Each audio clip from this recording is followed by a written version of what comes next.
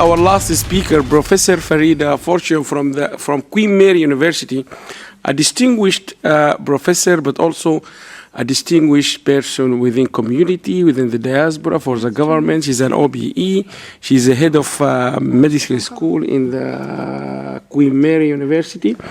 We are privileged to have her, and thank you very much for taking the time, Professor Farida. Okay.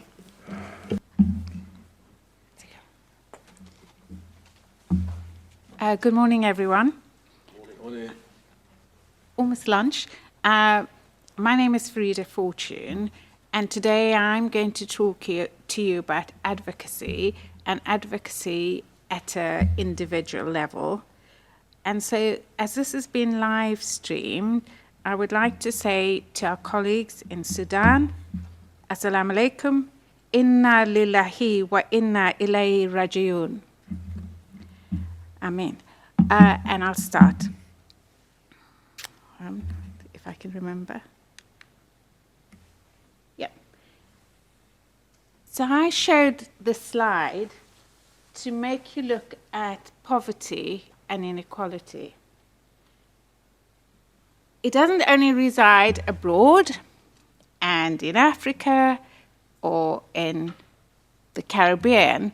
It resides right here in London. So it doesn't matter if you're in London, if you're in New York, or you're in Africa. Actually, it's exactly the same.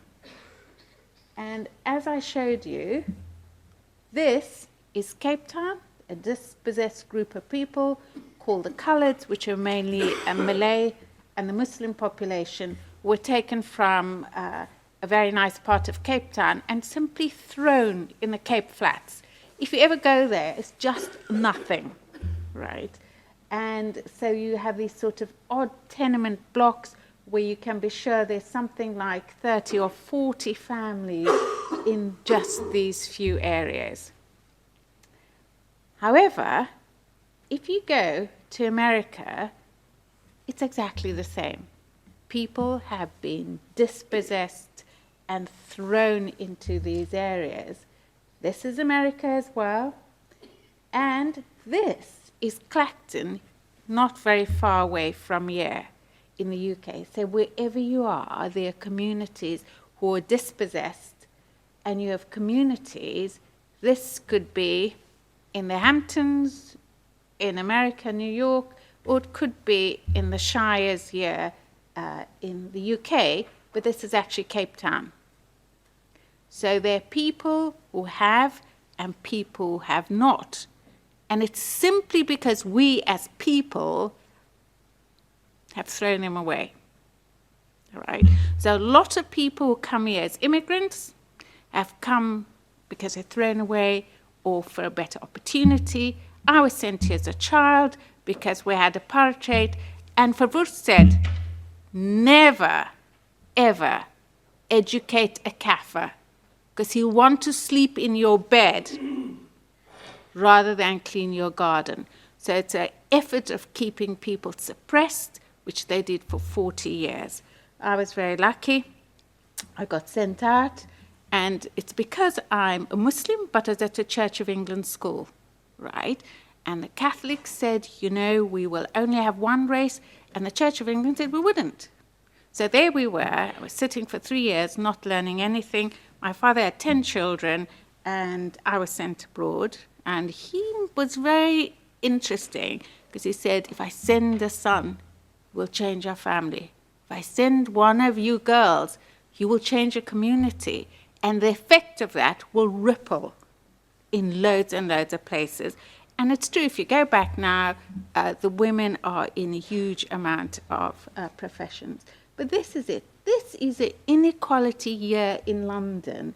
So in the areas where Somalis, Sudanese, Egyptians live, you go to the East End, all the Afro-Caribbean communities, they have 10 and in some areas up to 20 years difference in life expectancy. Is it fair?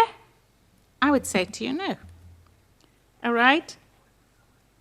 And the problem is, and this is, in the Muslim community, you have the most diabetes. But the BMEs, okay, this is the black minority ethnic group, so it's everyone, right, who is not white. Most of them have come from overseas. You're more likely to have diabetes over 65.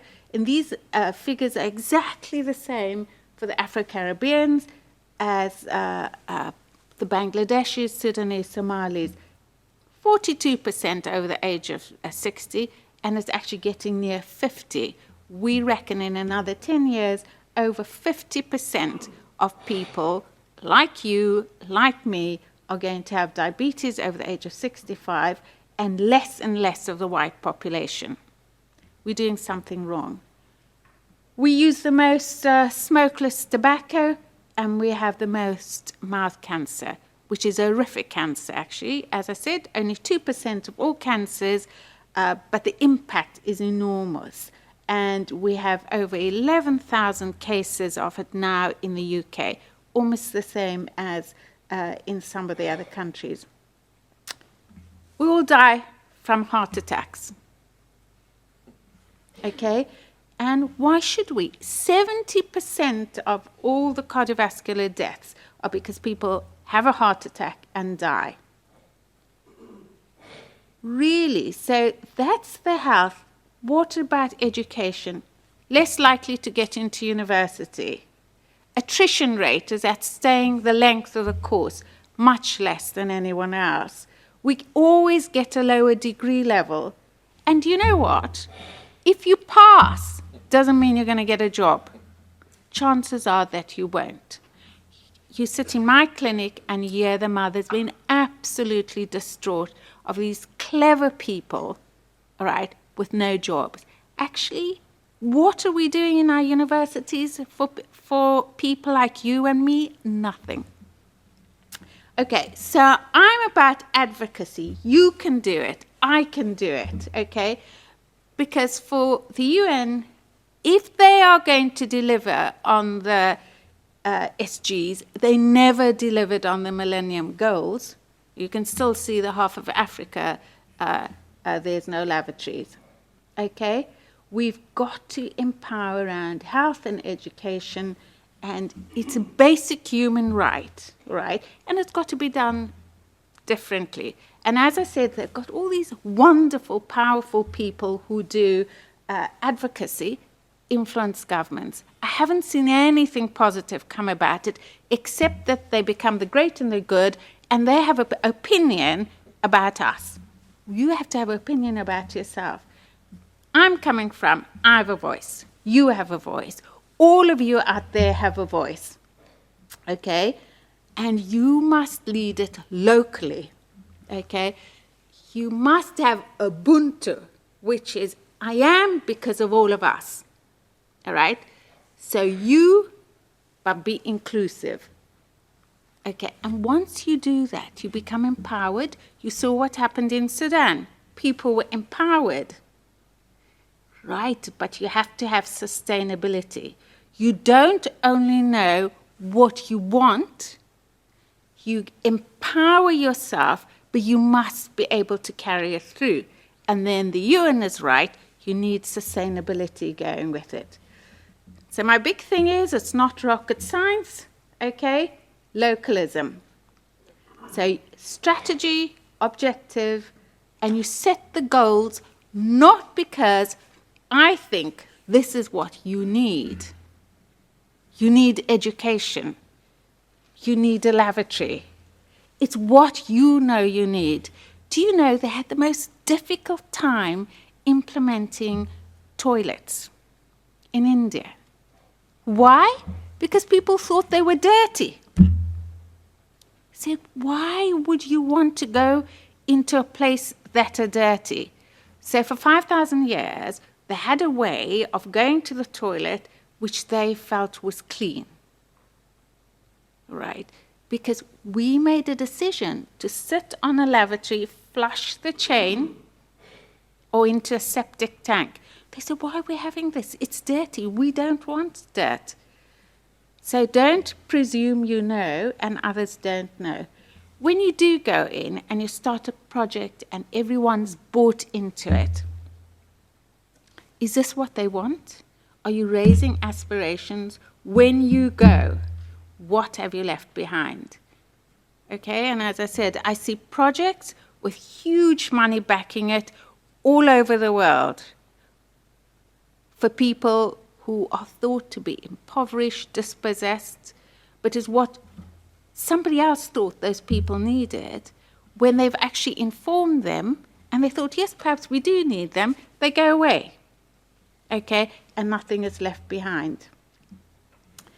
So how do you and young people say, how do you start doing advocacy? Look around you and say, how do I make a difference? How can I help? Where can I do it? And I would say advocacy starts in your own home, at school, college, or university. Advocacy starts outside the home in your group. It might be a youth group, it might just be a group of friends. And advocacy starts here. Okay, in your home, how do you talk to your parents? How do you no longer respect them? In the Quran, it's really, really important. No deed is closer to Allah, the exalted and majestic, than being dutiful to your mother. Now, we have lost that. We've lost that as soon as we've come out of our communities. We have our children no longer being dutiful. They think we're stupid, all right? And you've got your basic, really important part of your iman. It's because you didn't help induce it. Why do we treat women so badly? Do you know in the East End, 1 woman a month is killed because of domestic violence? It's a disgrace. Okay? In Islam, the status of women are high. Okay, so in Quran it says, what did it say to the Prophet? What is heaven? Heaven beneath your mother's feet. What is heaven beneath your mother's feet? The 3rd time, O Prophet of Allah, where is heaven? Beneath your mother's feet. We've all forgot it. We have all forgot it. And I sit in my clinics and see how the children come with their mother and talk down to their mother. I've seen how the husbands come and the women are dragged behind them and all the time they're scolding them. Please, okay, and remember when you have a daughter, she's a woman. Treat her with respect in your house or your sister, because one day you're going to have a girl child. You're going to have her married to someone, and your behavior is so bad, your sons see it, and they will do just the same. Okay, so advocacy, you first, in your home, your mother first, your father, your brothers and your sisters.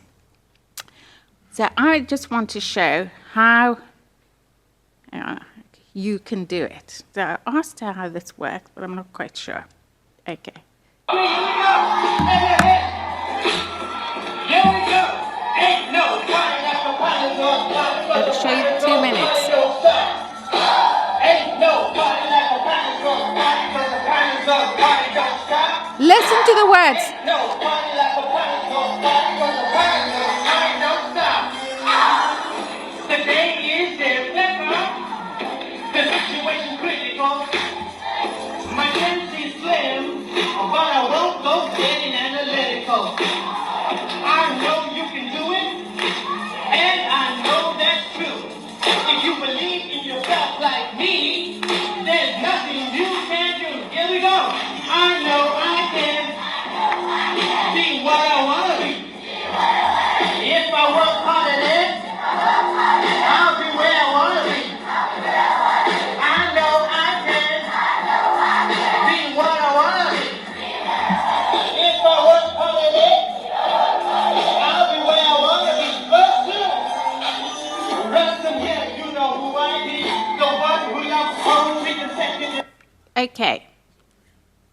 So you can be anything you want to be. And any one of you can be part of your children's school. You can go into the school. You can inspire people, and you can show people your kids can be what they want to be. You can be what you want to be, right? And we don't. And our children have so much potential. And they go out. They be what somebody else wants them to be in arenas that we would never go or want them to go. Just be careful. All right. Clean water for all. All right. We're always waiting for someone to come and give us clean water. And when they don't, it's their fault. If you go in North Africa, I saw the gentleman from Tunisia. Yeah. You have the most fantastic water system. You go into the desert, and there's all these aquifers, and people can stop around the roadside and drink water. And yet I go to Ethiopia, and I'm standing there and seeing a whole mountain come down, and it's the first time I've said, dear God, we have destroyed this earth. Nobody has remembered how to do it. And the thing that worries me is that we are so subdued by our inherent knowledge and culture, which is going on for years and years and years. We have other people telling us what to do. And what they need in that area is aquifers, beneath their houses, small ones, national ones. When the rain comes in torrents, all right, for only 2 months in the year, to fill them up, and then you can use it. So they had that in the desert, 1,000 years ago. 1,000 years ago. And now we complain about not having water. And this was done locally. Now I'm telling you, this is not an NGO, all right?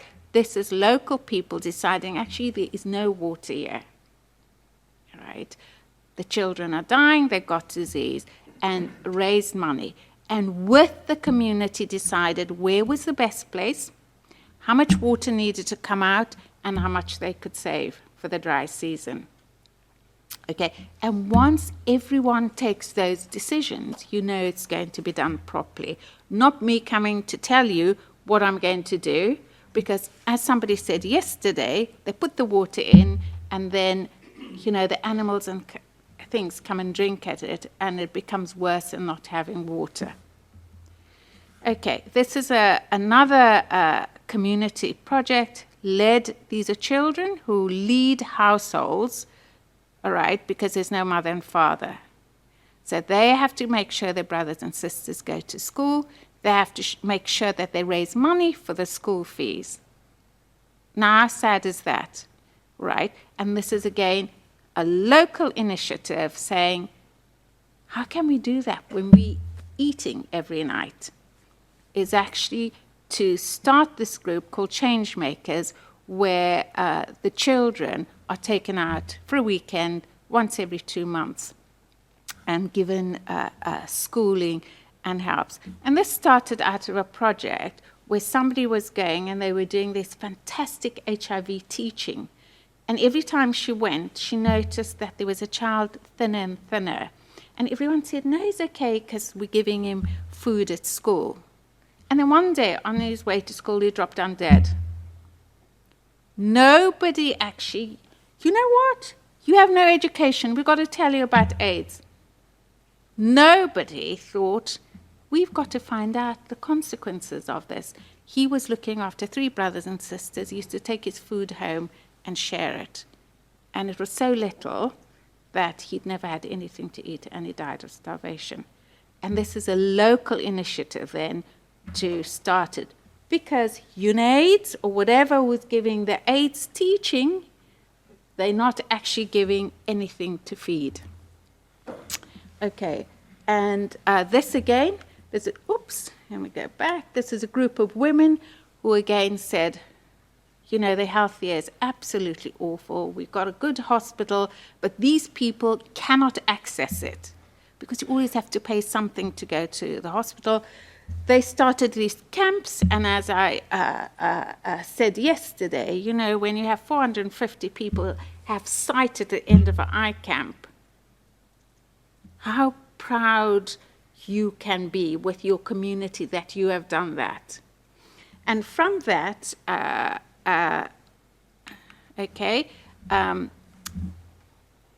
everyone said, oh, this is marvelous, marvelous, it's marvelous. How long are you going to sustain it?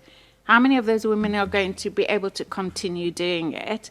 So they, as a group, decided they'd go and try and get some money, and this could have been anyone funding them, but Islamic Relief said, we will build a health center. But they had gone to them, having done all their plans, having done their business case, and so they're now going to have a really good health center.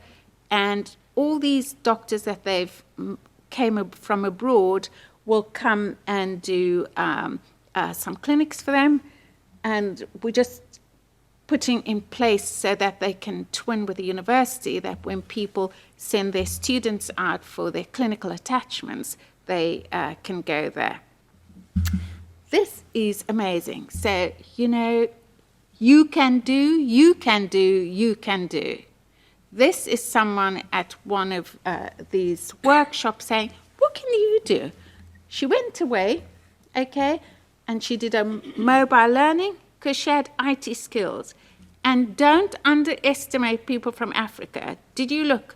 Most of the IT hacking and fraud now coming from Nigeria and Ghana.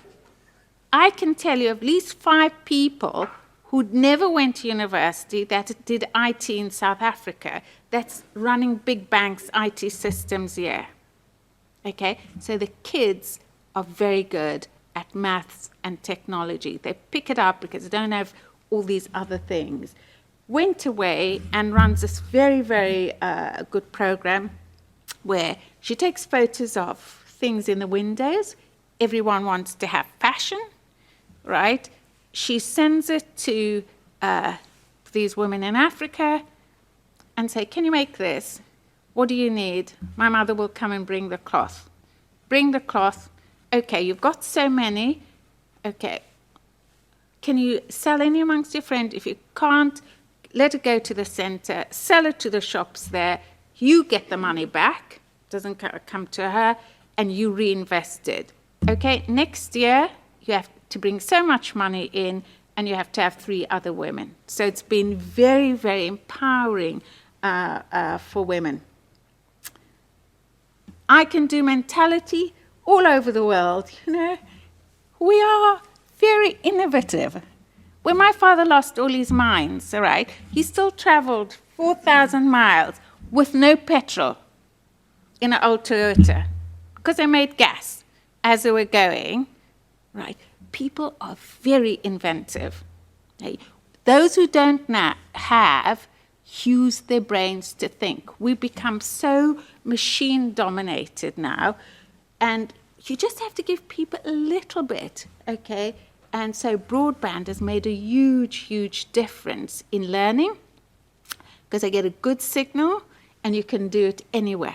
You don't have to have a classroom in a university or a place like this. You know, sitting out in the veld, if you can get a good signal, and people like me, we run satellite so that you can use GPS and use it. Non-for-profit, loads of people do that. Okay, I just want to, yesterday I didn't have time to actually tell you, I must tell you about the Ebola story. So Ebola, 11,000 people died last time round, but I would tell you that nobody took any notice until an aid worker got ill and died. What about all the people? 5,000 in Mozambique 10 years before. And I can tell you again and again and again, this is not new, right? But we've done nothing. There's an outbreak at the moment. What are we doing? Already have we learned from before? No. 2,000 confirmed cases, 1,400. I looked last night, there's about 1,600 dead. Okay, in the last 2 weeks, there was the disease moving over the border from the DRC into Uganda. Okay, and says, oh, we don't know what to do with this people. It's a porous border. Of course, all the borders in Africa are porous. We didn't make it. Somebody sat in their house in the country and made a map. So we know those borders aren't real and people will move. Okay? This, I'm here 50 years down the line, would have made a difference. This is the WHO 110 page. I don't think I'm being very good today. Okay, 110 pages, which was the manual for workers. Who understood it? I didn't. We had David, who is part of our group, who's at School of Hygiene and Tropical Medicine. I was like, David, you know, I'm sure you can do something. So he writes a 16-pager, but he writes 4 pages as a guide for healthcare workers. And as I said, you know, we all sent 3 copies to where we thought it might influence, was a church, the mosques, the schools, any youth groups there were, okay, and anyone, and even in the health centers and hospitals. And as I said, I even got an email from New York with one of the doctors says, this is the first time I know what to do. Okay, so it is really, really important. Please, can we stop women dying in this country every month, even in a small sector, because of abuse? Okay, respect for your family. And as I said, my father had 10 daughters, and every time a girl was born, you can imagine, oh, brother Usman, what are you going to do? Another girl. My father didn't say anything. His daughters never left him one day until he died. And I said to him, Daddy, why did you send me? There were so many, and my brothers were older than me. He said, if I sent a son, he would change your family. I knew that if I sent a daughter, it would change the whole community, and it would ripple everywhere. All right? And let me please say to every one of you out there, right, that people can do lots. Education is not the things that you just learn in a classroom. People teach themselves things that they need. And these, if you look at this pool board, it's absolutely in proportion. And these are 7-, 8-year-olds who taught themselves and made it.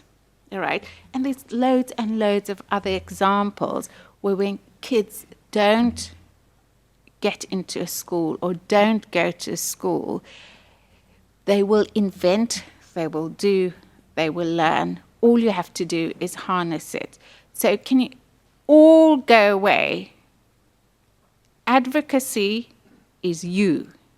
Advocacy starts with you. You don't need to have money. You have to have iman, intention, right?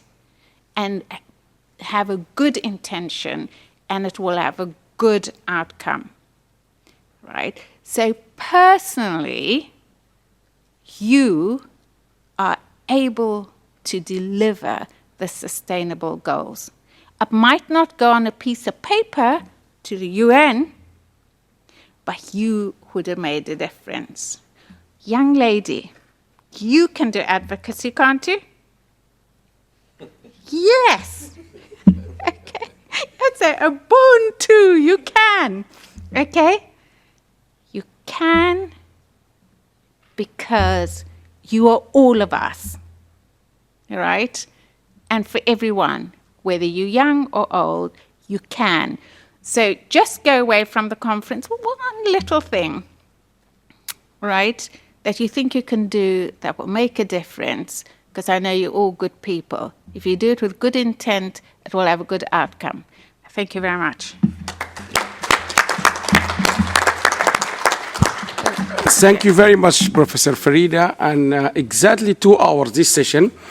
And I have never been in my entire life been so much unable to execute my duties as chair, because if I have stopped any one of them, two things would have happened. You will be very angry with me. And secondly, I was like you, have no way to stop them, because the three of them, they were so inspirational. And I think the conclusion is two things. The UN is taking the diaspora very seriously. And George Silas, who was here at the opening, remember he was here, he reminded me twice, and I'm saying this because it is on even in the WhatsApp, he messaged me, Alam, I will wait to write my report because the United Nations Environment Programme is part of this, is a joint organizer of this conference. He said to me, Alam, I will wait, because he had to travel to Nairobi, until you send me the report and the picture. He asked for a group picture for this conference. He will write it in his report. So the United Nations is taking the diaspora very seriously. And my feeling, and only time will tell, these three lectures, when they go on the website, on the YouTube, they will be quite, there will be reference made to them. I'm quite confident. These are very serious talks and very simply made. And I will conclude with one thing. I have seen it today. Jeff said, I have asked the university professors to write me a degree in common sense. And what we have seen from Professor Farida is really, she was talking to us about common sense. Because if you don't mind me saying this, Professor Farida, if you look after her name, there might be 20 or 30 letters, I'm not sure. But mashallah, she got all, she's a distinguished professor of dentistry, all royal, there's so many letters. You can go to her page in Queen Mary. It's a well-respected professor. But she didn't talk about all these letters or the science, or she talked about common sense. And I will tell you what this common sense was. I'm sure you all know Bernard Matthews, one of the leading turkey producer in whole Europe. We took the students and we went to Hungary to see one of his biggest manufacturing plant near Budapest. And the whole plant is chaired by a 25-year-old graduate of the Royal Agricultural University. And I asked him, because Bernard Matthews, who died 3 years ago, what is the most important thing you learned from Bernard? And he said to me, Alam, he asked you, can you increase the productivity for this Christmas because we're expecting more demand for our meat? He said he expects you to say yes or no. If he said yes, but he will say to you, thank you, I know the answer is no. That's one of the most successful, if you like, businessmen. He have never been to university. So I think this might be an opportunity if we can look for those professors who are very keen on common sense and try to come with a degree or a curriculum for a course called a degree on common sense. Now, I would like you, unfortunately, we can't take questions because they all told me they can be here up to 12 o'clock. We already exceeded their time. I'm really grateful for all of the three of you. I'm really grateful for your time. And I think I would like you to join me to say thank you to them in as loud as possible. And then we have our group picture. So, Mervyn, because I know we're taking, if you can take a picture of us and then you all join us after we take formally by the United Nations. They said they want to see.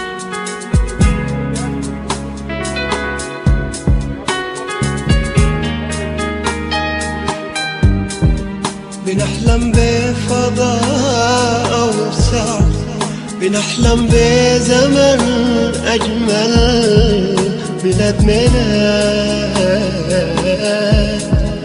بلاد ميلاد